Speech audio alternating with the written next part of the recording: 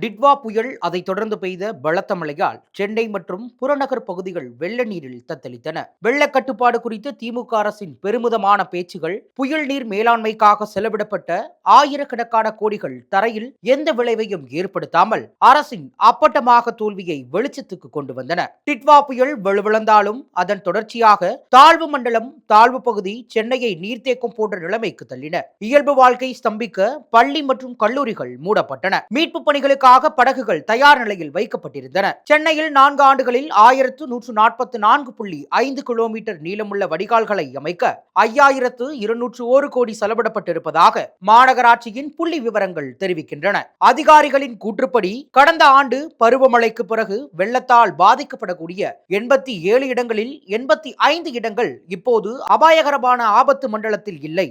அம்பத்தூர், மணலி, மாதவரம் மற்றும் திருவொற்றியூர் மண்டலங்கள் இவற்றில் அடையாளம் காட்டப்பட்டன. ஆனால் நிகழ்ந்தது என்ன? செலவிடப்பட்டதாக கூறப்படும் 5201 கோடி என்ன ஆனது? சென்னை மீண்டும் ஒருமுறை வெள்ளத்தில் மூழ்கியது. ஆபத்தான இடங்களே இல்லை என்று அரசு கூறினாலும் தண்ணீர் தேங்கியது எப்படி? 40 ஆண்டுகளாக எதுவும் மாறவில்லை. 40 ஆண்டுகளுக்கு முன்பு முன்னாள் முதல்வர் கருணாநிதி வெள்ளம் சூழ்ந்த பகுதிகளுக்கு சென்றார். 20 ஆண்டுகளுக்கு முன்பு மு.க. ஸ்டாலினும் அதையே செய்தார். இப்போது உதயநிதி அதே புகைப்படங்களை மீண்டும் செய்கிறார். வெவ்வேறு தலைமுறை, ஆனால் அதே தோல்வி.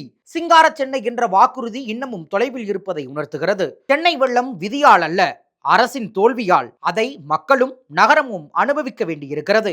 கார் பந்தயம் நடத்த சென்னையில் ஒரே இரவில் புதிய சாலைகள் உருவாகின.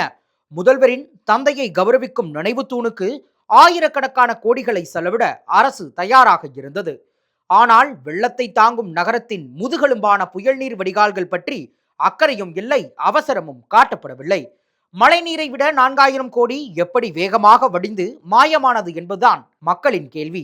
2022ஆம் ஆண்டில் அமைச்சர் பி.கே. சேகர்பாபு சென்னையின் மழைநீர் வடிகால் பணிகளில் 95% நிறைவடைந்ததாக நம்பிக்கையுடன் அறிவித்தார். 2023ஆம் ஆண்டில் சென்னை மேயர் பிரியா அந்த எண்ணிக்கையை 97% உயர்த்தினார். அதே ஆண்டின் பிற்பகுதியில் அமைச்சர் கே.என். நேரு இந்த வரம்பை 98% உயர்த்தினார். ஆனால் 2024ஆம் ஆண்டில் அதே வடிகால் பணிகளில் 30% இன்னும் நிலுவையில் இருப்பதாக முதலமைச்சரே அறிவித்தார். இத்தகைய முரண்பாடான புள்ளி விவரங்கள் மக்களை யோசிக்க வைக்கின்றன.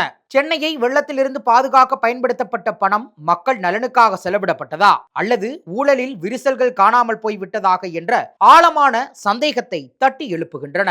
மழை துயரங்களுக்கு கேடயமாக இருக்க வேண்டிய ஒன்று நம்பிக்கைகளை உடைத்து அடையாளமாக நிற்கிறது. புயல்களின் பெயர்கள் தான் மாறுகிறது என்றால் திமுக தலைவர்களின் புள்ளி விவரங்களும் மாறிக்கொண்டேதான் இருக்கின்றன. 95% முடிந்தது, 97% முடிந்தது, 98% முடிந்தது. கணக்கு கூடுகிறது, ஆனால் வெள்ளம் வழக்கம் போல நிற்கிறது. புள்ளி விவரங்களை வழங்குவதிலும் கதைகளை மாற்றுவதிலும் முன்னேற்றம் என்று பெருமைப்படுவதிலும் காட்டும் அக்கறையை விடுத்து திறமையாக நிர்வாகம் நடத்தினால் தலைநகரம் ஒவ்வொரு கனமழைக்கு இடிந்து போய் நிற்காது. சென்னையில் மீண்டும் மீண்டும் வெள்ளம். திமுக தலைவர்கள் மீண்டும் மீண்டும் பொய் சொல்கிறார்கள். இதற்கு எப்போது தீர்வு? இதுதான் மாநகர மக்களின் $1,000,000 கேள்வி.